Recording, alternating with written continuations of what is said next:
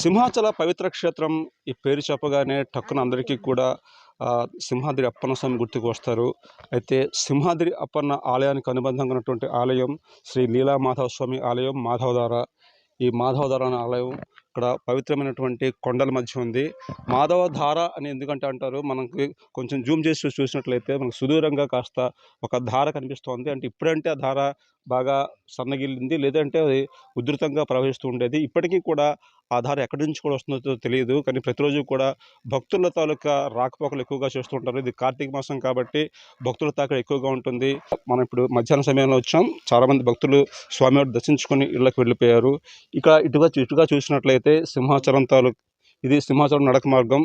ఇటు నుంచి నడక మార్గం చాలా పురాతనమైన మార్గమైనప్పటికీ కూడా అనేక మంది భక్తులు ఇటుగా వెళుతూ ఉంటారు, స్వామిని దర్శించుకుంటూ ఉంటారు. ఇది ఈ నేపథ్యం. దీనికి సంబంధించి ఇక్కడ కొంతమంది భక్తులు ఉన్నారు, వారిని అడిగి కొంచెం తెలుసుకుందాం. ముందుగా మనం ఒకసారి ఇక్కడ ఎవరైతే భద్రత కోసం ఉన్నారో అక్కడ పోలీస్ సిబ్బంది ఎవరైతే మాట్లాడదాం. సార్ నమస్తే సార్. నా పేరు పివిఎల్ నరసింహం సార్. నేను కంద్రపాలెం హెడ్ కానిస్టేబుల్ని. Kandrapalem police station head constable sir. అయితే ఈ మాధవధార మాధవ స్వామి టెంపుల్, అలాగే ఇక్కడ వేణుగోపాల స్వామి టెంపుల్ ఒకటి ఉంది సార్ ఈ పైన. అలాగే ఆ పైన మల్లికార్జున స్వామి టెంపుల్. ఇది మాధవ స్వామి టెంపుల్, వేణుగోపాల స్వామి టెంపుల్ మన రాష్ట్రంలోనే మహా అయితే ఒక 2, 3 టెంపుల్ ఉన్నాయి సార్. అతి పురాతనమైన టెంపుల్ సార్. ఈ గ్రామం పుట్టక ముందు నుంచి కూడా ఉన్నదని ఈ టెంపుల్స్ ఉన్నాయని ఇక్కడ నానుడి సార్. అలాగే ఇక్కడ వచ్చి కోరుకున్న కోరికలు తప్పనిసరిగా నెరవేరుతాయని భక్తులు చెప్తుంటారు. ఇక్కడ 365 రోజులు కూడా అక్కడ వాటర్ వస్తుంది సార్. ఎంత ఎండాకాలమైనా వాటర్ పడితేనే ఉంటుంది. అలాగే ఈ మెట్ల మార్గంగా సింహాచలం కూడా కుర్రోళ్ళు లాంటి వాళ్ళు అయితే ఒక 1 అవర్, వీళ్ళ లాంటి వాళ్ళు అయితే 2 అవర్స్లో సింహాచలం వెళ్ళిపోతారు సార్. అలాగే ఈ టెంపుల్ లోపల నుంచి గృహం ఉందని అంటారు. ఉన్నది కూడా సార్, గృహం ఉంది. ఇక్కడ నుంచి సింహాచలం వెళ్ళొచ్చు అంటారు, కానీ గృహం నుంచి ఇక్కడ నుంచి ఆ స్తంభం వరకు చాలా మంది ఇప్పుడు కూడా వెళ్తుంటారు సార్. ఉన్నది సార్ ఆ మార్గం. సింహాచలం సింహాద్రి అప్పన్న స్వామి తమ్ముడే మాధవ స్వామి సార్. ఇక్కడ భక్తులందరూ కూడా చాలా ఎక్కువ మంది వస్తుంటారు. పవిత్రమైన ప్రదేశం. అలాగే ఈ ప్రదేశంలో ఎటువంటి అల్లరమూకలు కానీ, ఎటువంటి అశ్లీల కార్యక్రమాలు జరగకుండా మేము మా పోలీసు కంటిన్యూ ఈ గుడి దగ్గర నిఘా ఉంచుతాం సార్. అలాగే మేము ఇక్కడ హెచ్చరిక బోర్డులు కూడా తయారు చేయించి పోలీసు నుంచి పెట్టించాం. ఇది పవిత్రమైన దేవస్థానం. ఇక్కడ ఎటువంటి అశ్లీల కార్యక్రమాలు జరగకూడదు, ఎటువంటి మద్యపానం సేవించకూడదని బోర్డులు కూడా మధ్యతోవలో పెట్టాం సార్. ఈ ఏరియాలోని మా డిపార్ట్మెంట్ వాళ్ళు చాలా ఎక్కువగా తిరగడం వలన ఎటువంటి న్యూసెన్స్ కూడా జరగదు సార్ ఇక్కడ. ఇది ఇక్కడ పోలీసు సిబ్బంది చెప్పినటువంటి మాట. ఇక్కడ వచ్చేటువంటి భక్తుల రక్షణ కోసం, అదేవిధంగా ఇక్కడ ఎటువంటి అవాంఛనీయ ఘటనలు జరగకుండా ఉండేందుకు తగినటువంటి చర్యలు తీసుకుంటున్నారు. ఇదే పరిస్థితి మాట్లాడేందుకు కొంతమంది మహిళా భక్తున్నారు. నా పేరు ప్రియ అండి. ఎక్కడి నుంచి వచ్చారండి? బాగుంటుందండి, మంచిగా అనిపిస్తుంది మాటలు. హెచ్పి కాలనీ నుంచి వచ్చాం, సునీత. ఇక్కడ బాగుంటుందని వచ్చాం. మాదివి అండి, కైలాసపురం నుంచి వచ్చాను.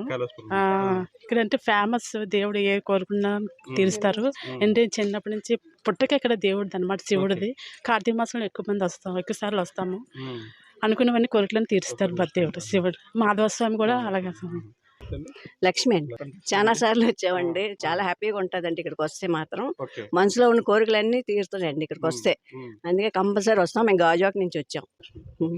ఇది భక్తులు చూసాం. ఇక్కడ మనతో పాటు ఒక చిన్నారి భక్తురాలు కూడా ఉంది. తను ప్రసాదం భక్తురాలు. తెలుసు, అందరం కూడా ప్రసాదం భక్తులమే, పిల్లల కోసం చెప్పవసరం లేదు. సో ఇది భక్తుల తాలూకు మనోభావాలు. స్వామివారికి సంబంధించినటువంటి ప్రగాఢమైనటువంటి విశ్వాసంతో, నమ్మకంతో ఇక్కడ రావడం, భక్తులు స్వామివారిని మొక్కుకోవడం, తమ కోరికలు తీర్చుకోవడం కూడా జరుగుతుంది. ఈ క్రమంలోనే భక్తులు ఇక్కడ పెద్ద సంఖ్యలో వస్తూ ఉంటారు. నగరంలోని వివిధ ప్రాంతాల నుంచి, గాజువాక నుంచి, కైలాసపురం నుంచి, పరిసర ప్రాంతాల నుంచి కూడా వస్తూ ఉంటారు. కాబట్టి విశాఖ నగరంలో ఉన్నటువంటి ప్రతి ఒక్కరు కూడా ఇక్కడ లీలా మాధవ స్వామి దర్శించుకోవాలి. ముఖ్యంగా ఇక్కడ మనం నగరం కాంక్రీట్ జంగిల్గా మారిపోయింది. ఇక్కడికి వస్తే ఒక ప్రశాంతమైనటువంటి వాతావరణం కనిపిస్తుంది. ముఖ్యంగా ఇక్కడ తోటలు కావచ్చు, లేదంటే సింహాచలం మెట్ల మార్గం కావచ్చు, లేదా 360 రోజులు కూడా ప్రవహించే జలధార కావచ్చు, ఇవన్నీ కూడా ఒక మంచి ప్రకృతి రమణీయమైనటువంటి ప్రదేశం.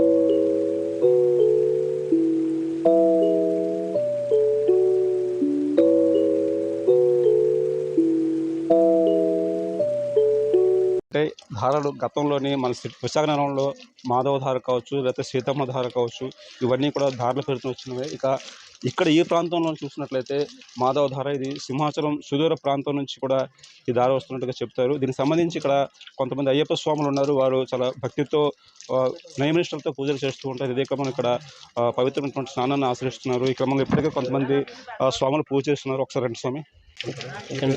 నా పేరు వెంకటరమణ, ఆరెంజ్ టెక్నీషియన్.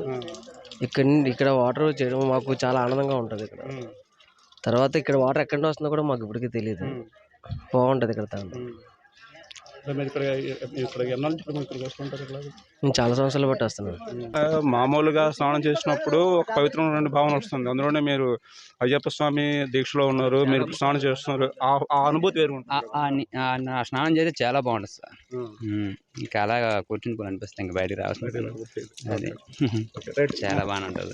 ఇక్కడ దారికి వస్తుంటారు తరచుగా. వీక్లీ వన్స్ మామూలుగా సివిల్లో ఉన్న వస్తామండి. మాల్లో ఉన్నాం కాబట్టి కంపల్సరీగా వస్తుంటాం. ఇంకోటి అండి, ఇప్పుడు అంటే నేను తెలియగలుగుతాను, సాధారణంగా అయ్యప్ప స్వామి మాలధారణ వేకువజామున స్నానం చేయాలంటారు. మరి ఇక్కడ మీకు ఆలస్యం అయిపోతుంది ఈరోజు. అంటే ఇప్పుడు మధ్యాహ్నం బిక్స్కి వెళ్ళినప్పుడు కూడా కంపల్సరీ స్నానం చేసి మాలకు ఆరతి ఇచ్చుకొని చేస్తామండి. అంటే ఇక్కడ పవిత్ర దారిలో స్నానం చేసి మంచిదని చేసి మామూలుగా వస్తాం. ఏదో సొంతంగా పెద్దలందరికీ ఈ దారి వచ్చింది. దేవుడి దయ వల్ల, శివుడి దయ వల్ల, అయ్యప్ప స్వామి దయ వల్ల. ఆమె ఎక్కడి మాధవ దారి నుండి, బెల్ల నుండి, ఎక్కడెక్కడ స్వాములు అందరూ వచ్చి ఇక్కడ చేస్తాను.